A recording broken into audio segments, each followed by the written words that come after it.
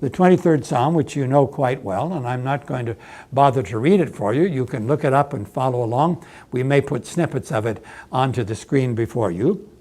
But you may care to notice that the first person starts off at the beginning and at the end and in the middle. The Lord is my shepherd at the beginning, and at the end, surely goodness and mercy will follow me, and I will dwell in the house of the Lord forever. And in the middle, even though I walk through the valley of the shadow of death, I will fear no evil. So I, in the middle, in the beginning, the middle, at the end. And in between those three, it's third person. He makes me to lie down in green pastures, so on. And then between the middle and the end, we have second person. Thou preparest a table before me in the presence of mine enemies. The whole thing is put together in 7 little cameos and has a completion to it that is extremely powerful and meaningful, and has been for the church all across the centuries. Let's look just briefly at what this great psalm is really all about. It starts off by saying, "The Lord is my shepherd, I shall not want." David himself was a shepherd, and he knows that the minute you leave the village and you go off into the open wilderness, you are on your own. The Lord is my shepherd means I have no police protection. There's no cell phone, and nobody's going to find you in case there are thieves or robbers or an attack of a pack of wolves. Most of us don't have chances to live in that kind of a world. It was my privilege to live in that kind of a world during the Lebanese Civil War.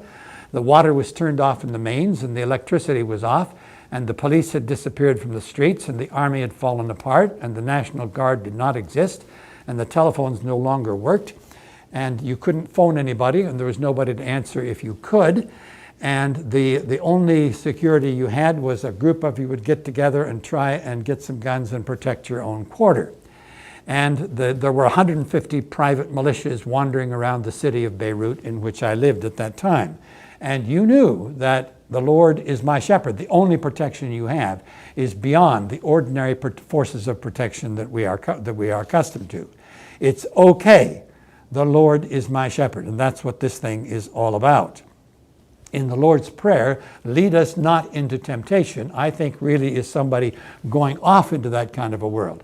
When 3 cars get together and the person at the front knows where you're going, nobody else does, you feel the inner pressure to tell the driver in the first car, "Hey Joe, don't get us lost." When you say that, you're not worried about whether Joe's going to get you lost. If you were, you wouldn't follow him. What you're trying to say is, we have no idea where we're going. You're the only guy who does. That's why you're in the lead car. And if you get us lost, we're in big time trouble because we're not going to know how to get out of it. We say that to God as we start off in that journey out into that wilderness. Don't get us lost. Fully confident that we can follow him and we won't get lost. All right, then it goes on. He makes me to lie down in green pastures. He leads me beside still waters. It rains in the Middle East. I lived there 40 years. Only rain comes in November, and then you've got rain in November and December, a little bit in January, and by early February, everything is brown.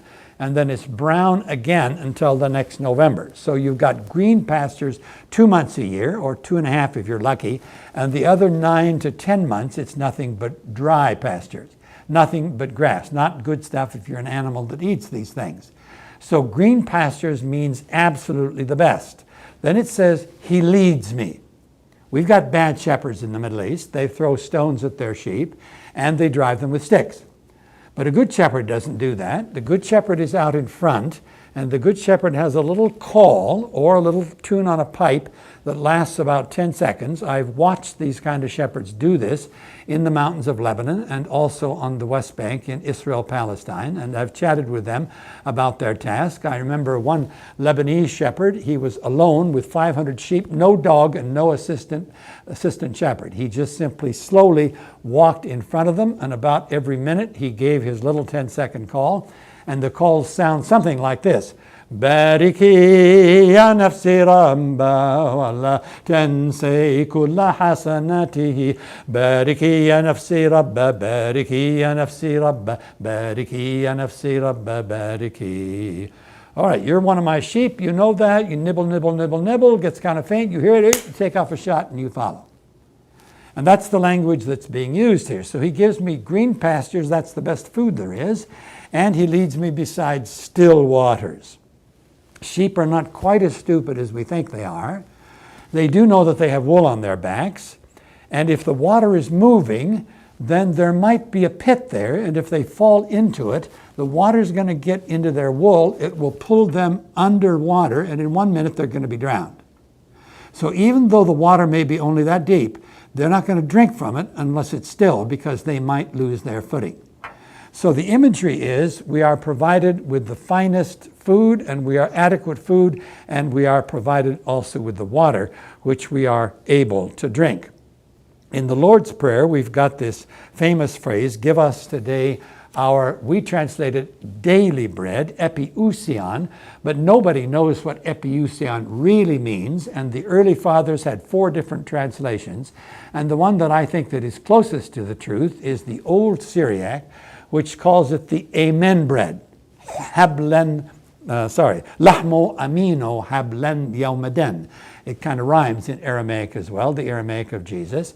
And what it means is, give us the bread today that doesn't run out. Deliver us from the fear lest we will not have enough, lest tomorrow it's not going to be there. This is one of the primary fears of the human soul. I got enough for today, but am I going to be okay tomorrow? People launch wars, they create monsters, they do call all sorts of horrible things to other people out of this fear. The Psalm says that it is God who delivers me from the terror of this gnawing fear that tomorrow I'm not going to have enough. Then we're told he brings me back. We say, thou restoreth my soul. But actually there's a concrete image in there. We have a great tendency to take the concrete images of the Bible and turn them into abstractions. The concrete image is that there's a lost sheep and the shepherd is going to go after that sheep. And my shepherd friends tell me that a sheep once lost is terrified and it crawls under a bush or under a rock somewhere and makes a lot of noise, hoping the shepherd will hear it. The shepherd knows this. And the shepherd's got to get there in a hurry, because if he doesn't, a wild animal will also hear and come and eat the beast. You got to find it. Once you find it, it can't even stand up. Its legs have turned to rubber. And you can't pull it and you can't push it, and that's it. You can't call it. How are you going to get it home? You're going to pick it up over your shoulders. That's the only way you're going to get it back to the village. So what is the shepherd talking about? The shepherd, what is the hymn talking about? It's talking about the price that is paid of the shepherd that picks up that sheep and carries it back to the village. I have discovered 2 statues of this reality from very early centuries in the Eastern Christian world, and usually they carve a statue of a huge sheep that's almost the body weight of the shepherd. And I have a picture of one of those from a museum, the Rockefeller Museum, just north of the old city of Jerusalem. And you can see this now on your screen. And please notice the size of the sheep and the size of the shepherd. And the shepherd is smiling. He's happy to be picking up this burden. There is then a second image that is from a monastery in Egypt, and you have the same thing. The sheep is large and the shepherd is smiling. A third image of this is a carving that was actually carved for me by a special carver in Bethlehem who made a large sheep and a smiling shepherd to indicate this same theme. And the fourth is an icon that was painted by an icon painter in Pittsburgh, Pennsylvania, especially for me. Some of my students arranged for this. And notice, please, that in this icon that there are nail holes in the hands of the shepherd. He has paid a price to bring that sheep back.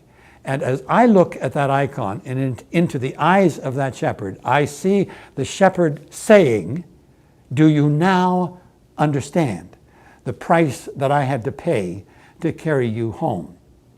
I think it's a beautiful icon, and I'm honored to have it. All right, why does he do this? He does it for his name's sake. God comes after me, picks me up, and carries me back because his own inner integrity requires that he should do so. The only place that's really, I find this picked up in the long Christian tradition, is in a hymn written by St. Columba, who went from Ireland to Scotland in the 6th century. And in his hymn, which we still sing, "The King of Love my Shepherd is," in the 3rd stanza it reads, "Perverse and foolish oft I strayed, but yet in love he sought me, and on his shoulder gently laid, and home rejoicing brought me." That picks up the theme of the shepherd going after the lost sheep that cannot make it home. When the shepherd goes after the sheep, that's Bethlehem and the incarnation. When the shepherd picks up the sheep and pays a price to carry it back to the village, that's Jerusalem and atonement and our salvation. All right, now we find that he also has a rod and a staff. A rod is kind of a mace. He can drive off wild animals. And the staff is a crook. He can get me back on the path in case I get lost. One will protect me from the outside. Other will keep me on the straight and narrow on the inside. And then finally, he prepares a table before me in the presence of my enemies. He doesn't care who my enemies are. He shows honor to me, and we indeed, and he will pay a price for that table. And the Eucharist is in celebration of a table spread for us at great cost by the host. And finally, goodness and mercy will follow me all the days of my life, and I will dwell in the house of the Lord. Doesn't mean I move into the back of the temple. It means that all of creation is for me now the house of the Lord, and I'm not going to dump my garbage in all of creation any more than I would dump my garbage in the middle of the church where I worship. All of creation is the house of the Lord, and ecology for me is high on the list because the house of the Lord is the place where I now live. All right, that's the Good Shepherd, God the Good Shepherd.